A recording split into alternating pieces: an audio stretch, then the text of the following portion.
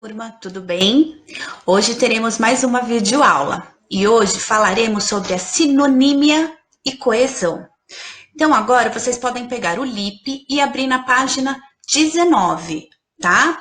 Porque agora eu vou começar a explicar um pouquinho da sinonímia e da coesão. Na verdade, a coesão nós já falamos nos conteúdos anteriores, lembram? Coesão, a gente dar coerência a algo, ou seja, a um texto. Então, lembra quando nós trabalhamos a coesão lá nos pronomes pessoais? Então, nós tínhamos que dar coerência ao texto. Por quê? Porque no texto as palavras estavam repetidas, não é verdade? Então, o texto ficava muito confuso, ficava sem coerência. Então, a coesão com os pronomes pessoais, nós juntamos e o que fizemos? Demos coerência a um texto. Então, que lá, vocês lembram que tinham palavras que eram repetidas. Então, nós trocamos uma dessas palavras e substituímos por pronomes. Aqui, nós trabalharemos da mesma forma, porém, nós vamos substituir essas palavras por sinônimos. Vocês lembram o que são sinônimos? Sinônimos são palavras que têm significados semelhantes, mas são palavras diferentes, né? Então, nós vamos ver um pouquinho disso aqui, tá bom? Então, eu vou passar o slide para irmos para o próximo. Acho que não foi. Aqui. Deixa eu pôr meu rostinho mais para cá para não atrapalhar vocês. Então, ó, a sinonímia é a relação que se estabelece entre duas ou mais palavras que apresentam significados iguais ou semelhantes. Então, aqui nós vamos trabalhar o quê? Os sinônimos, né? Então, essa sinonímia é a relação dessas palavras. Então, nós vamos trabalhar com palavras diferentes, porém com significados iguais ou semelhantes, certo? Então, aqui eu separei alguns exemplos, ó. Belo, bonito. Calmo, tranquilo. Cão, cachorro. Rir, sorrir. Longe, distante. Achar, encontrar. Enorme, imenso. Então, aqui vocês podem observar que eu tenho palavras diferentes, mas com significados iguais, semelhantes, certo?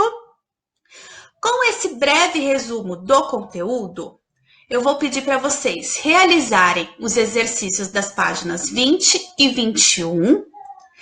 E aí, depois que vocês fizerem os exercícios, vocês voltam aqui comigo para corrigirmos juntos. Combinado?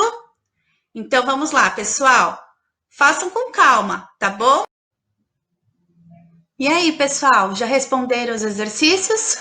Vamos fazer a correção juntos? Então, vamos lá. Eu vou abrir mais aqui a tela para ficar melhor para enxergar, tá bom? Pronto, acho que agora vai ficar melhor. Então, vamos lá. Palavras de cá para lá. Então, vamos lá fazer nossa correção, hein? Sinonímia e coesão. Leia o trecho de uma notícia sobre a presença da água na Lua. A maneira como Buzz Aldrin, segundo ser humano a pisar na Lua, descreveu sua superfície ficou famosa. O astronauta da missão Apollo 11 definiu aquele ambiente como uma magnífica desolação. Mas o solo lunar não é tão estéril e pobre em recursos como sugere a primeira aparência. A crosta pode até ser inóspita e poeirenta, mas é só cavar um pouco para que a história seja outra. É o que sugere um novo estudo publicado na revista Nature. A pesquisa indica que há muito mais água enterrada no manto do nosso satélite natural do que imaginávamos. Então aqui, pessoal, nós temos uma notícia que está falando sobre o quê? A presença de água na Lua, certo? Então vamos lá para os exercícios, página 20. O que há em comum entre a notícia e o poema de Paulo Leminski? Lembra o poema do Paulo Leminski, lá no poema visual, Água na Lua? Então, o que há em comum entre essa notícia e o poema do Paulo Leminski? Então, tanto o poema quanto a notícia, os dois falam da água e da lua, né? Então, tanto a notícia quanto o poema falam da água e da lua, certo? B. Qual é a relação entre a lua e a água em cada um dos textos? Então, aqui, a gente tinha que encontrar uma relação da água e da lua em cada um dos textos. Então, lá no poema do Paulo Leminski, o que tinha lá de relação? O reflexo da lua na água, certo? E na notícia, já fala o quê? Já divulga um estudo, né? Sobre a existência da água na lua, certo? Até aqui tudo bem? Então, a relação em cada um dos textos é que no poema, lá a lua, né, o reflexo da lua fica na água. E já aqui na notícia, o estudo divulga que existe água na lua, certo? 2. Releia o trecho da notícia e observe as palavras destacadas. A maneira como Buzz Aldrin, segundo ser humano a pisar na Lua, descreveu a superfície ficou famosa. O astronauta da missão Apollo 11 definiu aquele ambiente como uma magnífica desolação. Mas o solo lunar não é tão estéril e pobre em recursos como sugere a primeira aparência. Então, vocês podem observar que nós temos duas palavras aí que estão destacadas, né? Então, quando eu falo aqui, ó, na letra A, qual superfície o texto se refere? Então, aqui, a palavra superfície, ele está querendo se referir a qual palavra? A Lua, certo? Então, o solo lunar e a superfície são palavras equivalentes. Por quê? Porque o superfície aqui está querendo se referir à Lua, certo, pessoal? Ótimo! Vamos lá para a letra B. Observe a definição da palavra superfície no dicionário. Então, aqui eu tenho a palavra superfície, né? E tenho 4 definições para a palavra, certo? Então, a primeira, ó, extensão de uma área limitada. 2, a parte externa dos corpos. 3, aparência, aspecto exterior, características diretamente observáveis de algo ou de alguém, ou mesmo de uma situação. E 4, configuração geométrica com 2 dimensões. Então, aqui nós temos 4 definições da palavra superfície, certo? Qual é a acepção que melhor define a palavra superfície citada na notícia? Então, aqui, qual dessas definições vocês acham que se encaixam melhor na palavra superfície? Então, quem colocou a número 1 acertou, porque ela acaba sendo mais adequada, né, quando se trata do superfície citada na notícia. Superfície, ou seja, a lua, né? E aqui a 1 fala sobre a extensão de uma área limitada, certo? Então, é a número 1. C.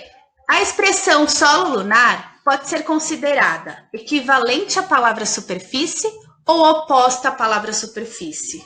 Quem colocou equivalente à palavra superfície é isso mesmo, tá? Porque lá o superfície estava se referindo à Lua e o solo lunar é uma palavra semelhante, né? Então, ela pode ser, sim, equivalente à palavra superfície, certo? Próximo, letra D. Converse com os colegas e o professor e responda por que o autor do texto usou uma expressão equivalente para se referir à superfície da Lua. Então, pessoal, lá no texto ele usou uma expressão equivalente, certo? Para se referir à superfície da Lua. Agora, por que ele usou essa palavra? Para evitar a repetição da palavra superfície, né? Então, para que não houvesse essa repetição do superfície, ele usou outra expressão equivalente, certo? ou seja, o solo lunar, né? Isso. Então, para evitar a repetição da palavra superfície, certo? 3. Observe esta frase retirada da notícia. O astronauta da missão Apollo 11 definiu aquele ambiente como uma magnífica desolação. Reescreva a frase substituindo a palavra magnífica por um sinônimo. Então, aqui vocês devem ter pesquisado ou na internet ou mesmo olhado no dicionário, certo? E vocês devem ter pesquisado, né, ou acabar encontrando palavras semelhantes ou parecidas, né, à palavra magnífica, tá? Então, aqui, ó, a minha frase, eu usei 3 sinônimos para a palavra magnífica, tá? Então, ó, o astronauta da missão Apollo 11 definiu aquele ambiente como uma espantosa, estupenda, maravilhosa desolação, certo? Até aqui tudo bem, né, pessoal? Podem ter encontrado outras palavras também como sinônimos, tá? De magnífica. Mas quem acabou encontrando essas mesmas palavras, que nem no meu livro, que está no meu livro, no caso, né? Tá certinho, tá bom? Agora nós temos uma pequena explicação aqui, ó. Em um texto, o uso de sinônimos para se referir a um termo já dito, além de evitar a repetição, permite a continuidade do tema. Para evitar a repetição, é possível substituir uma palavra por uma expressão equivalente, contribuindo para o autor do texto apresentar mais informações. Observe. Na Lua, há muito mais água do que se imagina. Pesquisadores realizaram essa descoberta analisando a crosta do único satélite da Terra. Então, ó, a expressão único satélite da Terra refere-se à palavra Lua, certo? Então, o seu uso evita a repetição e também fornece mais informações ao leitor, que fica ciente que a Lua é o único satélite da Terra, certo?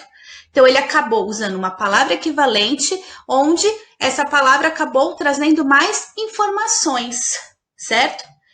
No qual vimos que a Lua é o único satélite da Terra, certo? Quarto e último exercício. Releia o trecho da notícia presente na questão 1. Que expressão pode ser usada para substituir a palavra lua? Depois que nós vimos aí que lua pode ser substituído por outra palavra, né, por outra expressão, né? Lua pode ser substituído por qual expressão? Satélite natural, certo? É o que se refere aqui em cima, ó, ela é o único satélite da Terra, certo? Então, aqui, a palavra lua pode ser substituída por satélite natural. Tá bom, pessoal? Nossa correção já foi feita, certo? Nossa aula termina aqui. Nos encontraremos na nossa próxima aula. Combinado? Um beijo, pessoal. Tchau, tchau.